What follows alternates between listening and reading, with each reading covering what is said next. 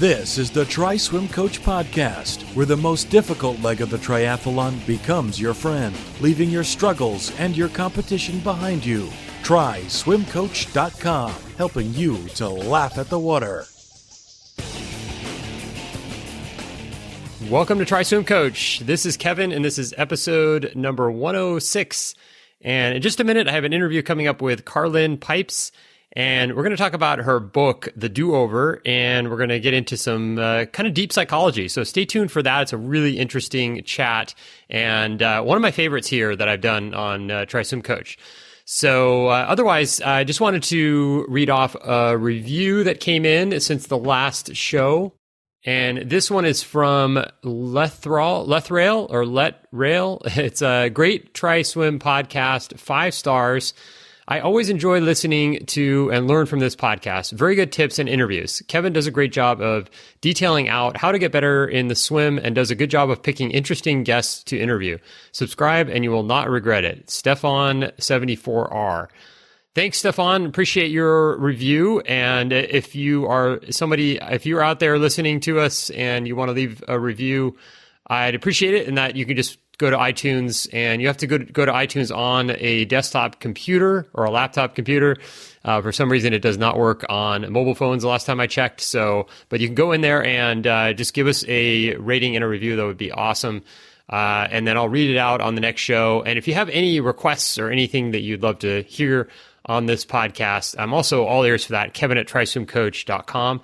And one thing I wanted to mention before I get to the interview here with Karlyn is that we have, and this is related actually to some of the topics that we discussed on this interview, but we have a program called The Fit Triathlete that I released a couple months ago, and we've got about 50-something people in there. And these are all triathletes that are looking to get fit for triathlon. So that means that you are looking to become your fittest self. And we start with, there's 4 modules, and the base of it is psychology. And then we get into nutrition and rest, recovery, sleep, and then workouts is the final module. But it's a little different approach than probably you've seen in other programs. I'd really love it if you could check it out and give me your feedback, or join if you're interested. We have a really great group in there now, some people that are making a lot of progress in their fitness levels, and also getting ready for the 2017 season, which is coming up really fast. So anyway, that's thefittriathlete.com.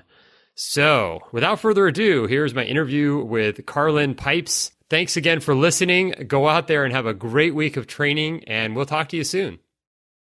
All right. Well, I'm really excited to have Karlyn Pipes back on the show again today. Karlyn is an internationally known inspirational speaker and author of The Do-Over, a memoir about her struggles and victories with addiction. She's an International Swimming Hall of Famer and voted top 10 master swimmer of all time by Swimming World magazine.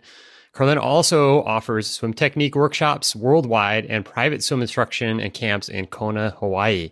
And her websites are karlynpipes.com and aquaticedge.org.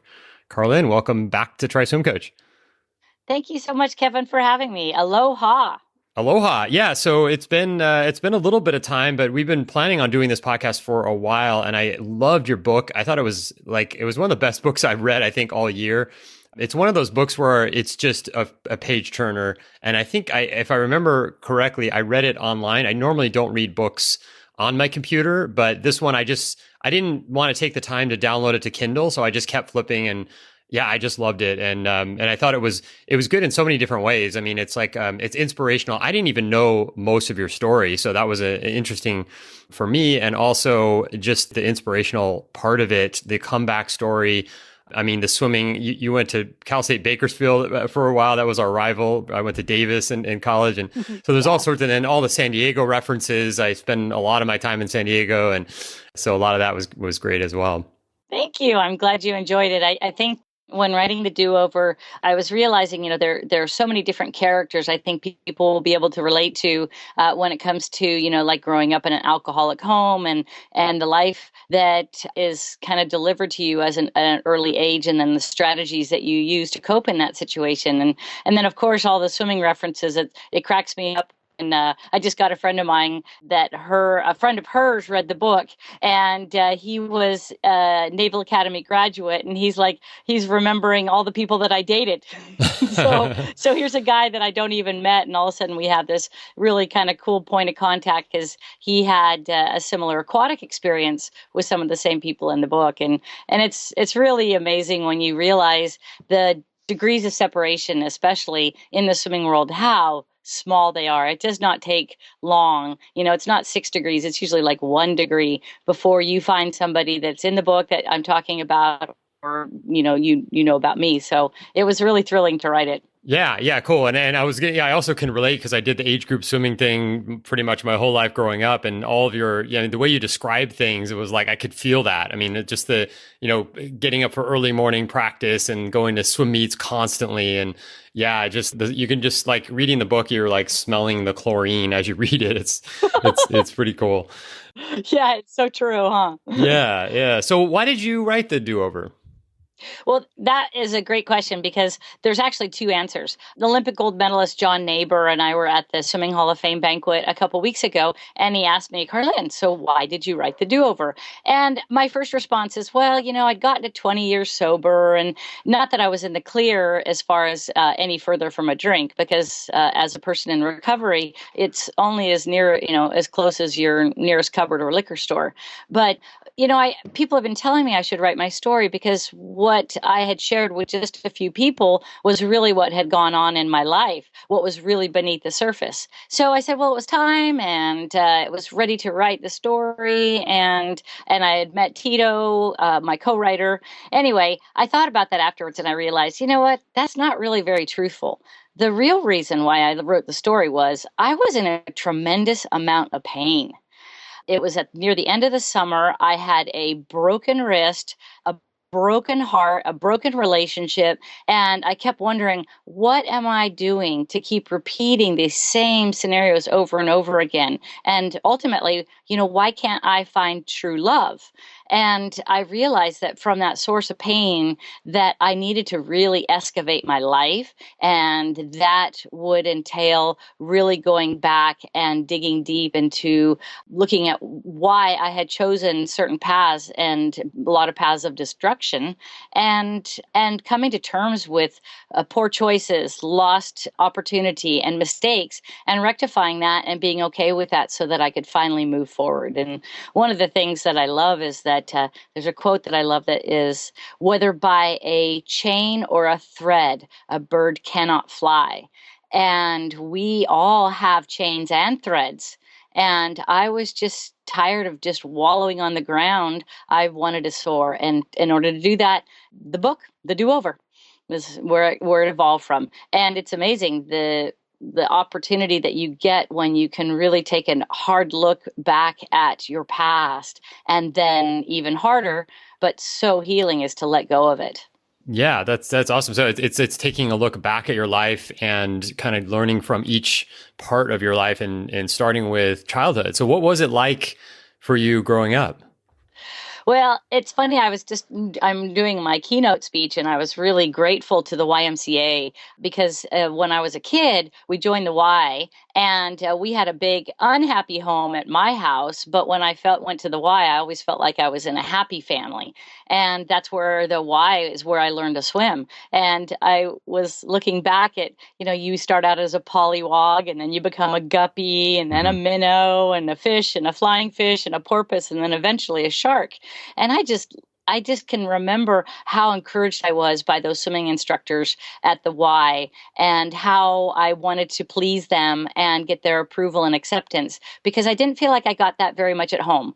And the reason is when you're living with an alcoholic under your roof, the needs of the alcoholic typically will come first. Mm-hmm. It's not said, and it's not even expressed at all, but everybody has a certain role to play with an alcoholic. Is daddy mad? Is daddy drunk? Is daddy available? Are you going to get a hug, or are you going to get a slap across the face because there's some anger underneath there? So it was a turbulent, uncertain, and the water was where I found my safety.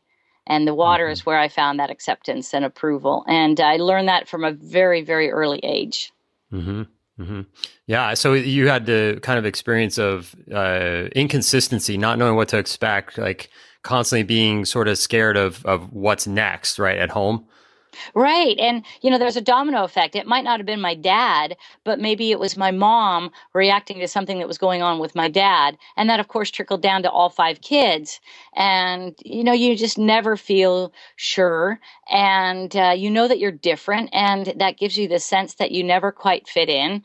And where I did fit in, however, was in the water. And that was really something that saved my life, I think, at a very, very early age. And especially warm water. We talked about that a little bit. You walk in the door of one of the natatoriums and, the first thing that hits you is that heavy smell of chlorine. And then you're wrapped in this warm, moist hug from the air. And I enjoyed getting in and swimming and pleasing my instructors and improving. I loved getting better. And I was pretty good at it. Yeah, and at that time, how did you keep your motivation going? I mean, you said you love to please your instructors, but you also there was something fulfilling internally yourself that you were getting from swimming. So how did you kind of just keep that going and keep motivated and keep sticking with it? I think the biggest thing is you really, children of alcoholics can tend to either be like, crazy kids that are their energy's going one way, but a lot of other kids become overachievers and we feel that need to prove. Maybe it's this hollowness that you have inside that you're not getting that need fulfilled at home. And so stepping up on the blocks and swimming and racing and then particularly winning, I found very, very satisfying for me. And I also like the challenge of trying to get better.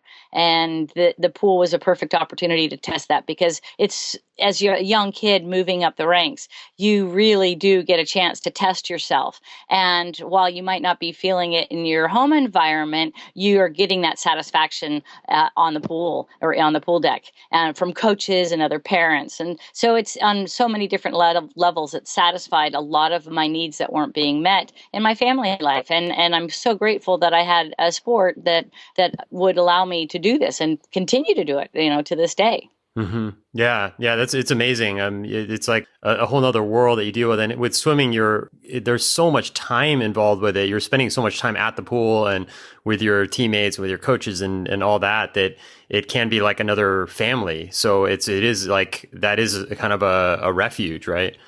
It is. And I would say it was more like my first family as opposed to my family at home. And, it was a lot more predictable when you went to swim meets as opposed to the growing up in the alcoholic home. And it's interesting to this day. One of the things that I look for in a relationship now is consistency and somewhat predictable because I lived on eggshells for so many years that I really need to feel stable ground. I don't need to know what's coming down the pike too much. I'm okay with uncertainty, but just being able to say that this person is going to respond to me in this way as opposed to somebody flying off the handle at you. And boy, when I hear harsh, strong words, I typically really shut down because, in my home, there was a lot of arguing going on. Yeah. And I've been reading this psychology book right now about childhood, and it's so interesting how all these things that happen when we're kids stay with us for the rest of our lives unless we go and actually deal with them. And it can affect your decisions. It can affect obviously your romantic relationships and your own parenting style. I mean, everything is affected by all these things that happen as a kid. And it's amazing to me that, you came out of this really chaotic situation and, now you're, in the last, like you said, 10, 15, 20 years, you've been living this life where you seem very happy and productive and also satisfied. And I think that's a really amazing transition. Can you talk a little bit about that, like from the time that you kind of hit rock bottom to coming out of that and then, getting to the point you are now? Oh, that's great. Well, I think one of the first things that you have to do in recovery, whether it's recovery from an unhappy childhood or life experiences, and we all have those circumstances that throw challenges at us, you can't be a victim.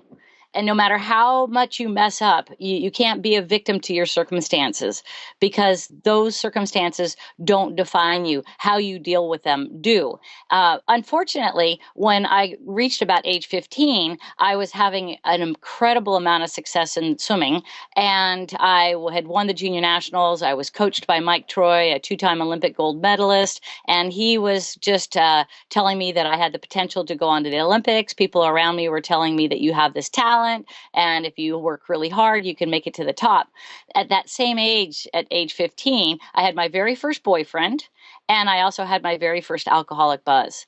And I actually am rereading my book right now, cover to cover. And it's amazing. I went from thinking to myself, I can maybe make it to the Olympics. Within a few months, I was turning down an opportunity to go to the U.S. Olympic Training Center in the first ever junior elite training program. And I was getting buzzed on beer. And it was like a 180-degree shift from, a couple of months before. And the deciding factor in that was alcohol. Mm-hmm.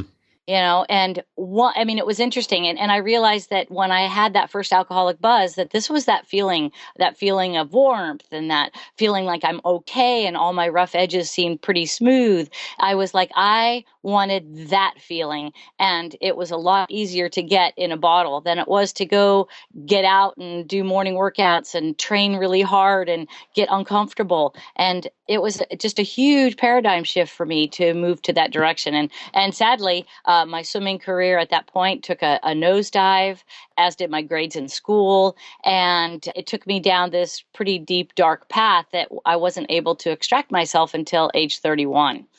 And at age 31, by then, I'm a shut-in alcoholic. I haven't gone outside in a month, and I am drinking up to a liter of vodka a day, and looking at myself in the mirror and this unrecognizable face looking back.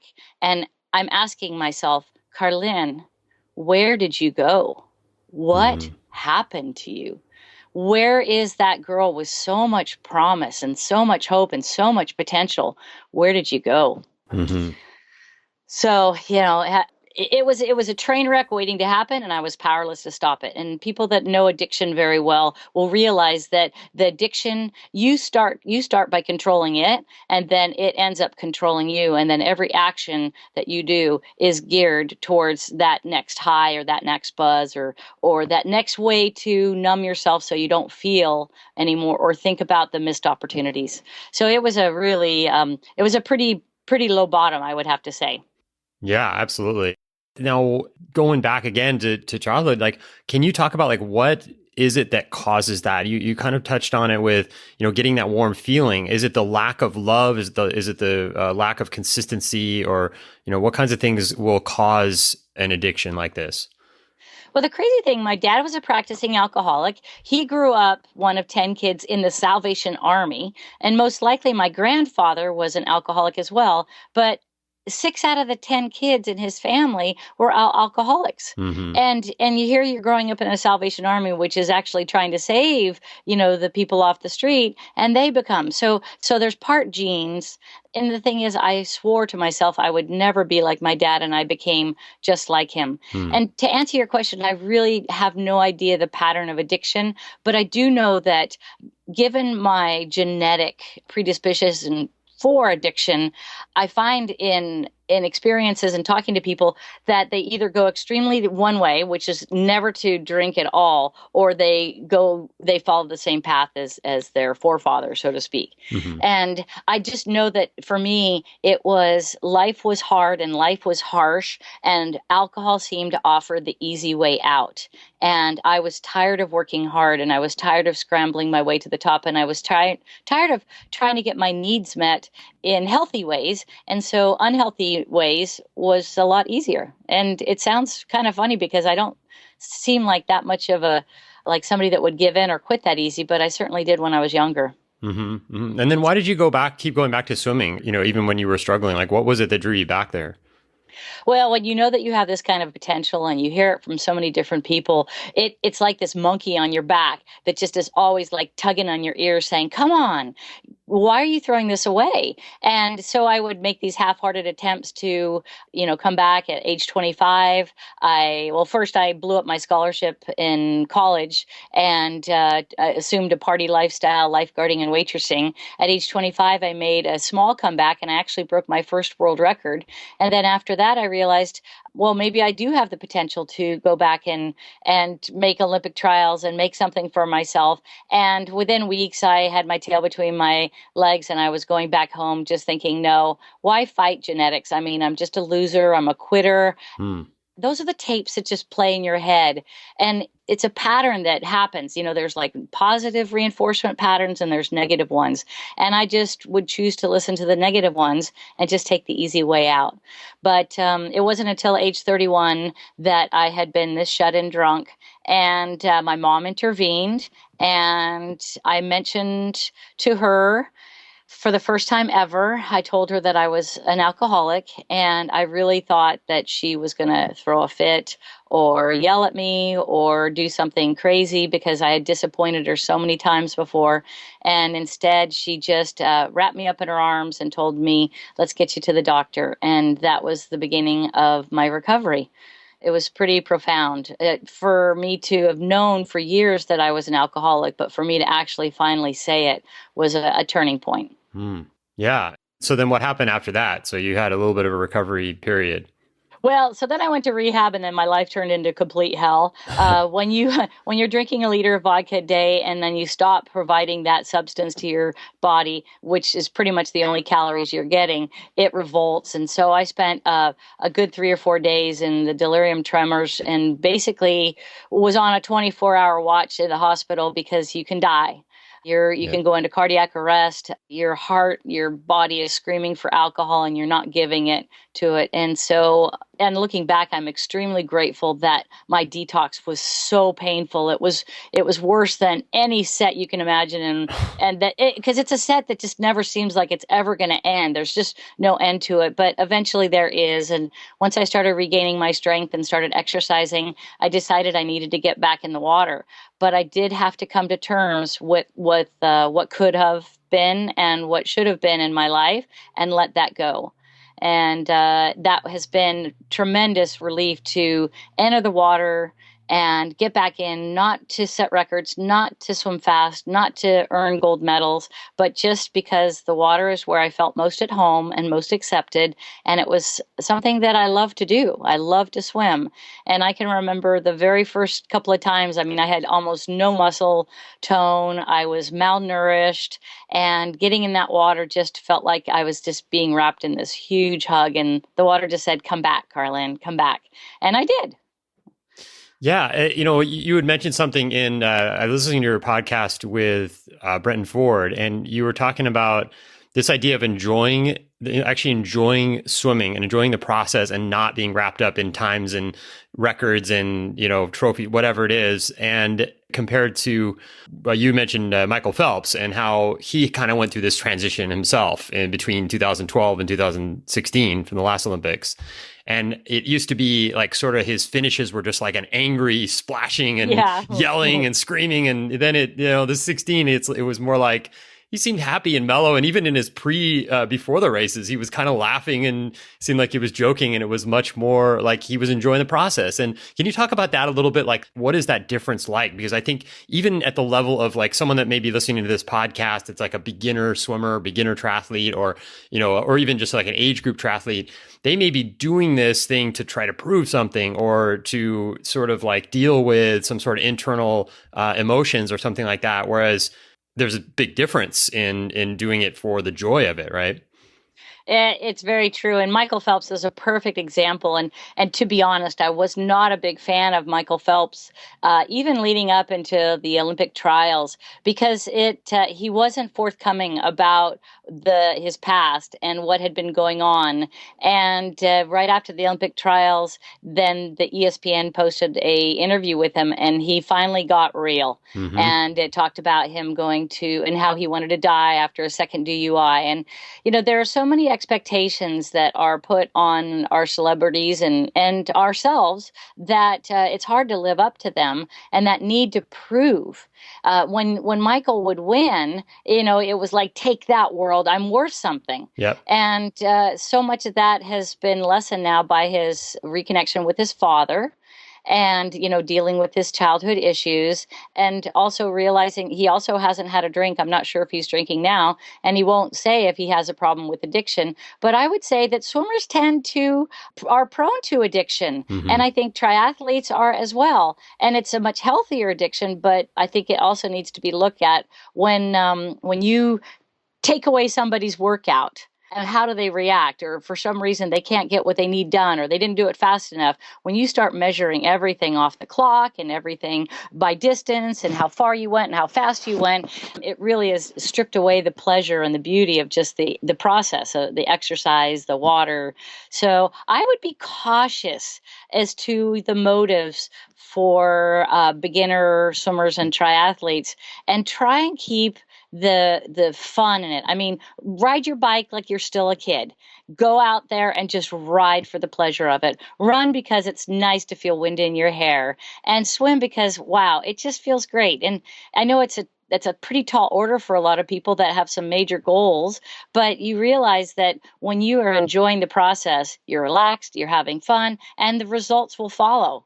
But if you stress and you are super goal oriented and focused on getting that next fix of that next workout, well, what happens if you don't get the results you want? Then you are in kind of a no man's land. So, but I really, really admired Michael for his fortitude and his desire to open up to the public and really share what was going on inside him.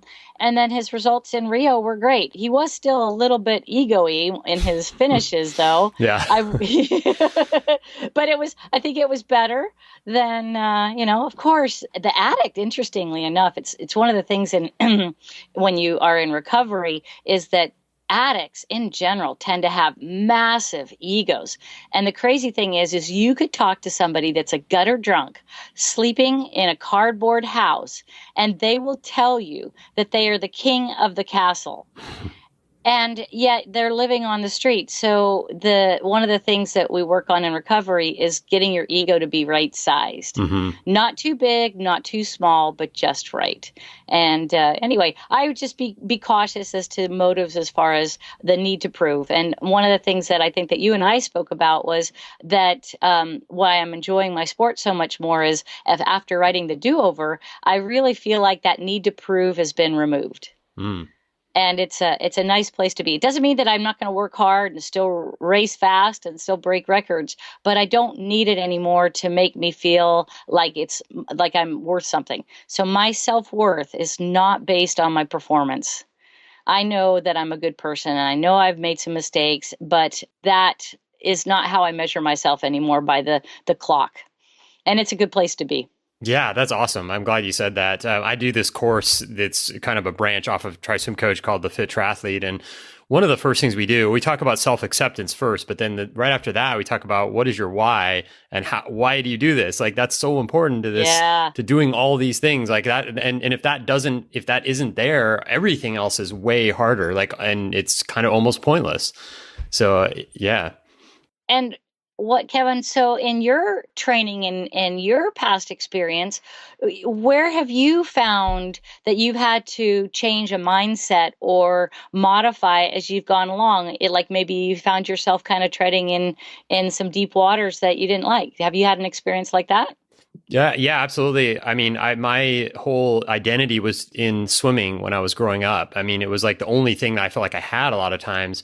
And all the way through college, like I was a swimmer. And when I got out of college, it was a big, huge transition because it was like, what am I now? I don't have that anymore. I mean, I could still do it, but it's not like I'm competing at some high level. And, I was working a full-time job and it was pretty depressing for a while. And so I think that transition was huge for me. Eventually, I think my big, kind of thing in my life that shifted my mindset was when I got divorced. And that was like, oh, I have to look at myself now. I have to figure out what's going on here and what happened in my childhood and what happened. And that was great because it was like, coming to terms with that whole aspect. And I was actually just thinking about this a few days ago. one of my coaches when I was a kid was a total maniac. And at the time, it was like I was sort of almost attracted to that sort of like drill sergeant thing that he did. I mean, he was one of these people that would never give you positive feedback, only negative. Like you couldn't get positive feedback from him. But for some reason, that was attractive to me for a couple of years because it was my choice. I didn't get forced into it.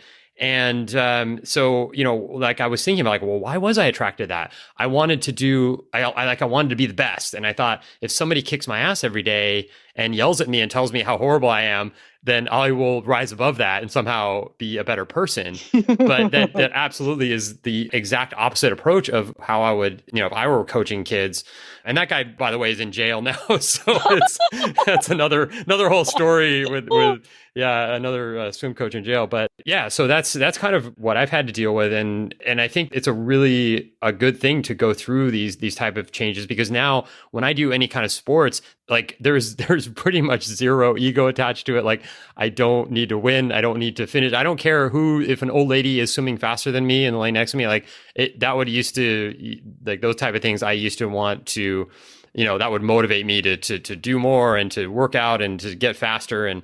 But all of that stuff is like so in the past and in a good way. I mean, I appreciate, like, I can take the lessons from all the swimming that I did and all the events and all the things that happen. But at the same time, I'm like, it's so relaxing to be able to just not really think about that. But I do deal with, and this is a good topic because I do with Try Swim Coach, I do have a lot of type A, like adults. I mean, these are all adults and they are still in the mode of like, I need to prove myself to the world.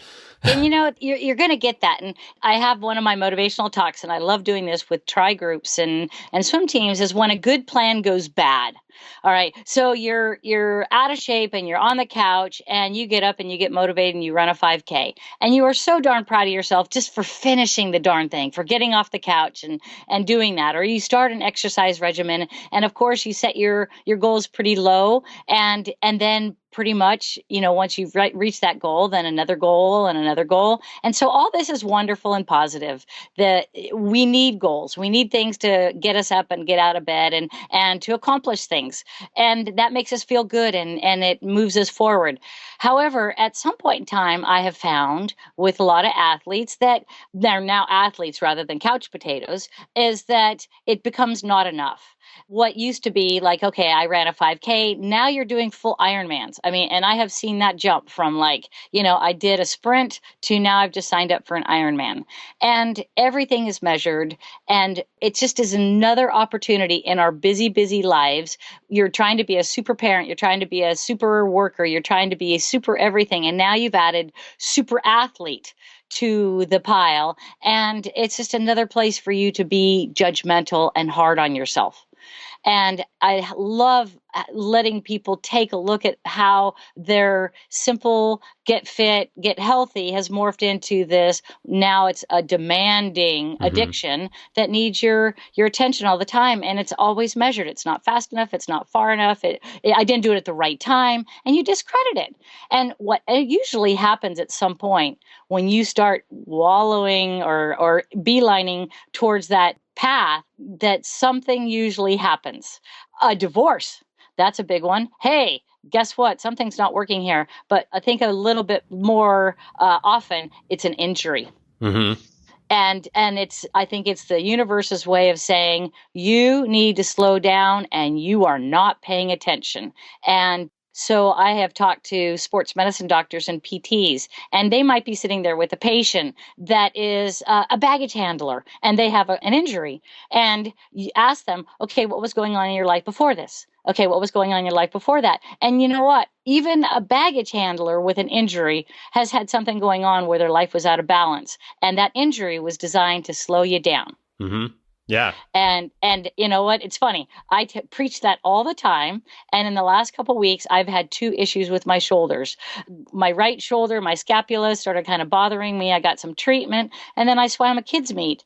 And I did a relay start and I pulled my deltoid attachment and could barely lift my arm the next day. And I'm like, okay, you are starting to tread into some murky waters somewhere, somehow. You need to take a look at why this injury is occurring. And I would say that the most obvious one is I'm maybe pushing myself a little too hard, and maybe I'm headed down into that. I need something out of this, and I need to take a look at why I'm doing what I'm doing. Yeah, absolutely. I think there's a huge psychological component to injuries and illnesses as well. And there's so much science that backs this too. It's getting pretty interesting in that realm. But yeah, I think that is a good point. I think a lot of people that do hardcore endurance sports are like, they get an injury and it's so frustrating and they get angry and it's tough to deal with. But at the same time, it's almost a good thing. It's like it does slow you down and stops you from really destroying yourself. So, but Kevin, what happens though is they'll take the injury and they don't realize that they've been sent a message. They have been sent, you get nigglings all the time that you're headed down the wrong path. And, first the voice is really quiet. It's a little whisper. Hey, maybe you need to slow down. Your relationships aren't doing too well right now and you seem to be super focused. Maybe you need to back off. And what happens is the voice, when you ignore it, just gets a little bit louder and a little bit louder. Now, the interesting thing is when it's a quiet voice, you still have an opportunity to move in a different direction. You will have that choice. But if you ignore it for long enough, the choice will be taken away and you're going to be laying on the ground after a bike accident going, what just happened? Well, what just happened was you were tired, you push through, you figure I need to get this last hour of that bike done, even though all my friends peeled off a long time ago and went and had coffee and enjoyed themselves. No, I was single-minded focused on getting the workout done and getting the numbers I need. And next thing you know, a squirrel runs into your bike wheel. yeah. Okay, my girlfriend Sophia had that happen to her. And is that squirrel random? No. What was going on before? Right. And so my point is if you're getting these warning signs, it's best to heed them while you still have free choice, because if you don't and it's wrong for you, that choice will be gone. Right. And that's the way I look at my addiction. I kept having free will and free choice, and I kept making poor choices. And then by the time I realized what was happening, it was too late. I had to drink. If I didn't drink a certain amount, like all the time, I would start shaking or throwing up. And so by the time I realized I'd gone down this path way too far, I had no choice in the matter. I had to drink. And for the last, 4 or 5 years of my addiction, I basically pretty much, drank around the clock. And it's a horrible, horrible existence because you're just a shell of a human being and you're lying and you're covering up and nothing about your life makes you feel good. Everything is just a downward spiral. So I'm grateful that I reached out for help. I didn't really want to, but I did. And that made all the difference in the world. So if you are struggling with something, I think that the very first step is you already know what's going on, that something needs to change. The next step is reaching out and asking for help because you can't do it by yourself. And that's the same thing, with a good coach. Reach out to your coach. Coach, these workouts, I love them, but I think they're over my head. And the coach, if it's a good one, will say, let's throttle you back and figure out what's going on. Yeah. Now I want to shift it back to the book. So you wrote the book and you released it. And what happened after that? Like what kinds of things in your life changed? Well, I do need to give credit to Tito Morales. I co-wrote the book with Tito, and we created this amazing story, and it really was a labor of love because it took 2 years as a self-published book to come to fruition. And, everything, it was funny, Kevin, we kept running into all these roadblocks and things that kept stalling it. And what was happening during that time was every time there would be a roadblock, I would learn something that I never knew. And so I could look back, and whenever I got a roadblock, after a few times, I'd realize, okay, what's the lesson that I need to learn here? What's the lesson? And when you start becoming aware of what's going on, the roadmap becomes much more clear. But the biggest thing is one of the things that was holding the book back was I was terrified. I Mm-hmm. mean, this book, as you know, is a real honest, raw account of an alcoholic's life and the struggles and victories. And I was terrified that the world was going to now know my story. And so I think a lot of the roadblocks were because I needed to come to terms with I need to release this. And now that it's out, I am so free. I can walk into a room full of 100 people, and I'm going to give a keynote speech to, and they have read the book, and people know my story. They know my screw ups, and it is so liberating because I have truly let go of the shame Mm-hmm. of the circumstances of my life and have moved past that. And I hope that the do-over inspires people to do something similar, to take a look back and reflect on choices and situations and move past those difficulties so that you can become the best version of yourself. And we're all works in progress. Nobody is perfect. And the book is just one way that I'm able to share my journey with people. And the other one is through speaking. And so I'm really blessed to be sharing my story with audiences all over the world. Yeah, and you had mentioned something about vulnerability before. I thought that was great because this book is just a pure vulnerable act that I think inspires other people to be vulnerable as well. Mm-hmm. And that's it, is you leave yourself wide open for criticism and judgment.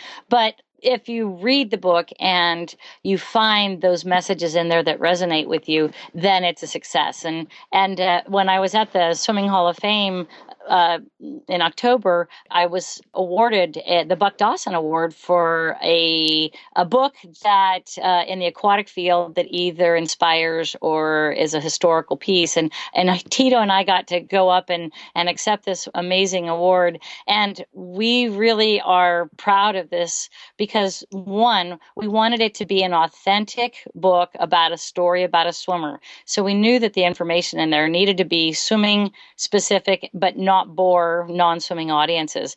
But the reason why we wrote it really was that if it could just help one person, if that made a difference in their lives, then it was worth all the energy and time and money it spent. And I got to meet her. I was on the pool deck at Greensboro at the Masters Nationals last May. And this girl kind of tapped me on the shoulder and she said, "Hi, Karlyn." I said, "Hi." Didn't know her. And she just looked at me with tears in her eyes. She goes, "You saved my life." And I said, "Really? Tell me more." And she was this beautiful, tall, athletic girl. She goes, "I read your book and I've been out," which is a term we call when you're not in sobriety. She goes, "I got back into meetings. I got back into my therapist. I sobered up once again. I got back into treatment." And she goes, "It's completely changed my life. Your book changed my life." And I said, you are the person we wrote the book for. Thank you for sharing that." And it was just really neat because she was vibrant. She was full of life. She was excited about her future. And she had said just a couple months before that, she was just ready to die. And she had a family and kids, and she was struggling. So the book will have a lot of impact in a lot of different areas. And hopefully to inspire people to do their own do-over. It sounds like after your divorce, you had a do-over and you are resurrecting yourself as something of an expert in your field in swimming, as you know, in tri-coaching. And that's a do-over every time. And I think it's fascinating that the work that you're doing, especially, you know, Kevin, with your psychology background and how fascinated you are. And I do need to ask you this question. Why do you do what you do? Yeah, that's a good question. Way to turn it around on me. I think based like what you were saying about that one person, that woman that came to you and said that you changed her life and you saved her life. That's kind of why I do this stuff, is that I want to help people in a way that is going to really help them make a shift in their life. Because really it's like triathlon can be a gateway to some greater things. Like it doesn't have to be, I mean, it can be triathlon. It can be anything, any kind of a challenge that you present yourself in life. It's something to get over something, and it can represent so many things. And I think then that's what is interesting to me is to see people make those shifts. And sometimes they're really small. Like sometimes it's just, hey, I want to do this race because I want to, like, I talked to a woman yesterday. She's from Venezuela. She just moved to the US, like, I think 2 years ago. And she said she's still struggling with like that feeling of like having to fit in. And so she's doing triathlon because she feels like she's sort of fitting in doing these races, and it's helping her to feel that sort of community and that kind of thing. And I mean, that's great. That's not, life or death, but it's like, that's a really cool thing. Like that's something that she is making this drastic shift. I mean, moving from one country to another and having completely different surroundings. And then, she's taking on this sport that's like taking up a lot of time, and she has to work these crazy hours and things like that. Like just seeing people make shifts, I think is what is really interesting and inspiring for me at this point. But actually, no, what you said, it's not life or death. What she's seeking is acceptance. Yeah.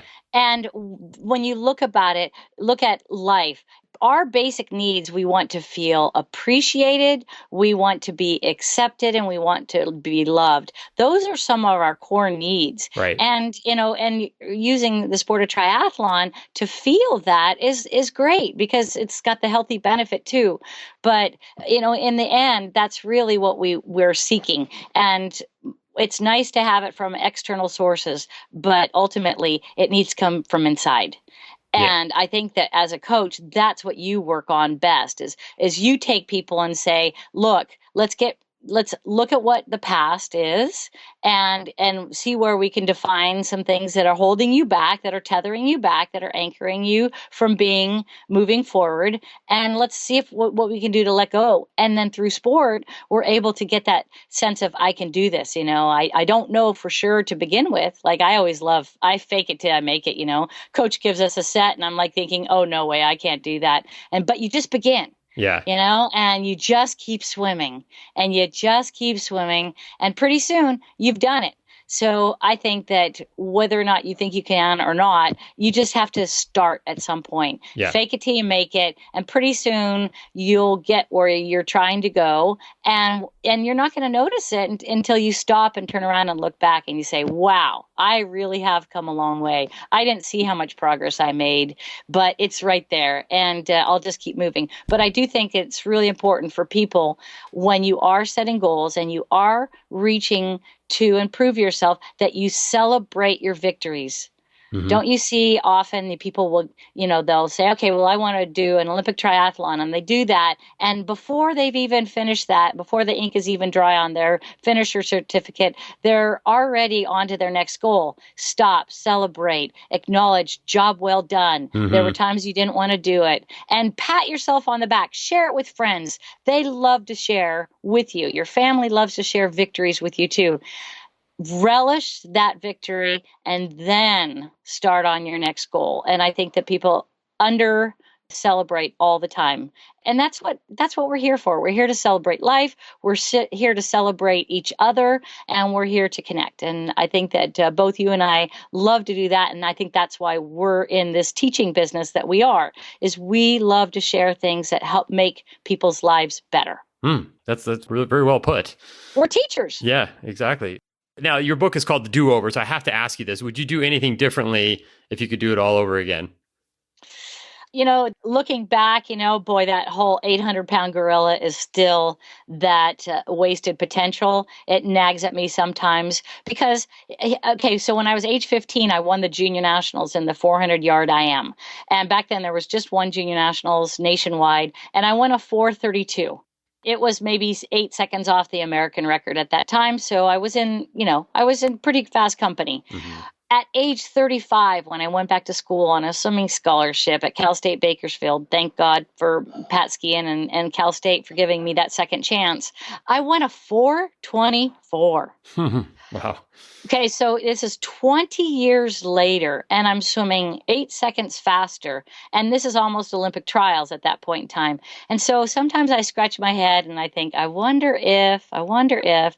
But then, pretty much I just let it go, because I know in my heart that I love and feel passionate about my sport now because I didn't do it then. Mm-hmm. And that's the beauty of master swimming. It has given me this opportunity and a stage in which to shine. Without master swimming, where would we be? We'd be just a bunch of lap swimmers, right? Mm-hmm. So I owe a lot of debt to master swimming and for providing that environment for me to train and for me to race, and also USA Swimming, because I train with kids teams and inspire from inside the pool rather than on the deck when I train with kids. So no, I really wouldn't do anything over. I sometimes wonder maybe, but then I just stop that and think, let that go, and you're doing it now, and be satisfied with that. So Yeah, it's kind of like I was thinking about this. I've been doing some of these Zen Buddhist meditation sessions, and it's like you could second guess all this stuff.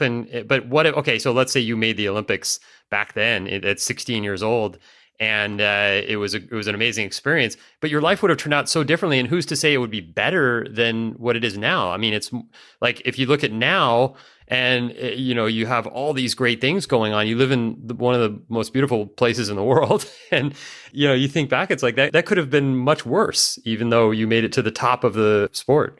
Yeah, well, you know what? I think the biggest thing that I have learned to do, and it's one of the things that I talk to my athletes about all the time, is reframe.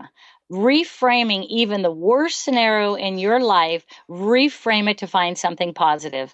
When we were talking about why I wrote the book, I was in a really unhappy relationship, and it took my breaking my wrist and falling my bike to move me away from that relationship.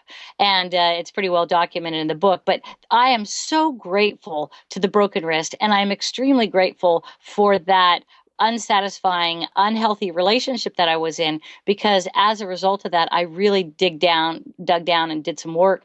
And I have met the man of my dreams, and I'm engaged to get married. And his name is Christopher. He is everything that I've ever wanted in a human being. And it's really a partnership, and it's open, but it is interesting. He was the last person I wanted to read the book. Yeah. Yeah. I was like, I'm not sure, because it's a big bite, and you really run the risk of somebody turning away and saying, no, you're too broken for me. But he is an amazing man. And one day we were goofing around, and he said, you know why I love you so much, Karlyn? And I said, why? And he goes, because you're so broken. Yeah. And we just laughed, and I thought, what an amazing way to start a relationship. It's not fully built. It's not on pretense. It's Right. not built on what this image that you want the other person to see. It's built on your fears and your flaws, and letting those be known, and sharing them and letting them go. And it's typically it's really from the ashes Mm-hmm. that the phoenix rises. And I believe that as human beings, we are all like that. And sometimes we need to get taken down, as I discuss in the do-over. We need to get taken down to the most basic element, until you're in a pile of ashes and you think, how could I possibly rebuild? And then you do. And as a result, an amazing life is created or co-created. And it was worth the pain, and it was worth the hard work, and it was worth all those struggles, because in the end, you're whole, and that brokenness has been healed. Mm. Yeah, that's awesome. I congratulations on finding your partner. I'm really impressed and happy for you there. That's awesome. And I totally agree with you. We don't connect on perfections with each other. We connect on that brokenness, and that all the things that and I think giving him that book, like, even though it was after it was published, I think that's an amazing thing for a relationship, because you're saying, this is me, like, this is it. And there's nothing more vulnerable than that. And that's what it takes to have a successful relationship. So that's, congratulations on all that. Yeah, it was hard. Now my future mother-in-law is reading it, and that's a big one too. Oh yeah. Yeah. But no, it's all good. And I think if I was to look back and say, of all these relationships that failed, and what my part was in them, and how they have built me to be the person I am today in this relationship, is the same way that I look at my swimming experiences. All of those swimming experiences, all of those races, all of those training sessions have allowed me to be the person I am today. And I'm much more calm. I'm not nearly as intense. I show up for practice, and instead of trying to dictate the intervals, I just let it go and realize that I will get whatever it is I need today if I just let go and let life unfold. And nothing goes according to plan anyway. So why not give up the reins and allow a master plan to evolve that's even greater than what you could ever experience? And so that's the part about letting go, is just trust in the process, let go, let life unfold. And no matter what happens, you're going to be okay with it, because it's probably what's perfect for you anyway. You just didn't know it. Yeah, exactly. Well put. So I wanted to get into some stroke technique, but I'm out of time. We could talk another 2 hours about stroke freestyle technique, but maybe we'll do it again sometime, and maybe before the real tri season starts next year, we can have a chat about that. That sounds great. And, as far as just some advice, I'm going to keep it real simple. Paddle your body like a surfboard. Don't try and rotate too much. Stop finishing your pull in the back, and learn how to breathe and relax and let go, and then just keep swimming. And if you want more information, or if you'd like to sign up for a swim camp or a lesson in Kona, just go to karlynpipes.com. And there's also some information on my other website, aquaticedge.org, and there's tons of articles on there. So if you're new to swimming, go read some of my stuff and go try it out. It's not a one-size-fits-all sport. There's a lot of different ways to swim and a lot of different theories out there. Find what works best for you, but learn to let go. The moment that you trust the water to support you, then you are going to be half the battle's over right there, because you want to be relaxed. And I think that that's a great metaphor for life. You want to swim with an open hand and relax and let life come to you rather than trying to force it. Yeah, awesome. So if someone wants to get your book, which I highly recommend, no matter who you are, and even if you're not a swimmer or a triathlete, it's a great book. I gave it to my dad, and he read it super fast and loved it. So, and he doesn't swim or do triathlon or anything. So where would someone go to get your book? Well, if you'd like an autographed copy with an Aquatic Edge cap, you guys can send me an email to karlynpipes@gmail.com, and that's $25. But if you'd like to buy it on Amazon, it's for sale on Amazon as well. But then you're not going to get that personally autographed copy and that ultra cool Aquatic Edge cap. Yeah. Yeah, so those are the two sources. And if you're ever in Kona, I get a lot of people that come here to vacation. Just send me an email and we can set something up to get you into my endless pool so you can get a faster freestyle as well. So there's lots of ways to contact me. I'm always available. And if you have any questions, just send me an email. Awesome. Yeah, the endless pools are great. I highly recommend doing that if you get the chance. And, Kona's not a horrible place to do that either. So I know San Diego's not bad either, but Kona takes it to a new level. Yeah, I agree. Someday I'll be living out there, be one of your neighbors. That's it. Well, thank you, Kevin. I really appreciate this time, and thank you for your really thoughtful questions. We dealt with some, pretty touchy subjects, and what I do want to leave the audience with is that if something that was said in this podcast does touch a nerve, that is an early warning system that something's not quite right and might need to be examined a little more carefully.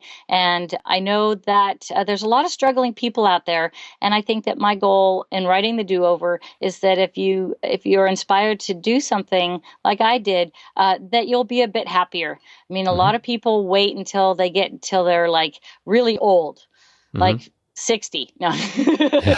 No, like really old to let go of the past. If you could let go of your past mistakes and issues at an earlier age, I think that you just would have a much happier future. And so that's my goal, is to help people be a little happier, whether it's in their life or in their swim stroke. Awesome. That's a great way to lead this off. And I wanted to say congratulations on your book as well. And thank you.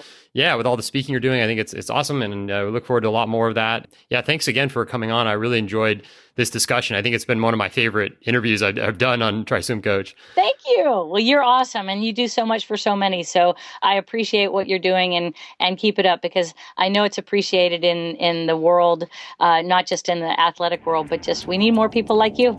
Cool. Thanks. Thanks for listening to another episode covering swimming and triathlon mastery. To get your free online swim clinic, just go to tryswimlessons.com. Give us your name and email, and we'll have session number 1 off to you right away. Begin your process of befriending the swim and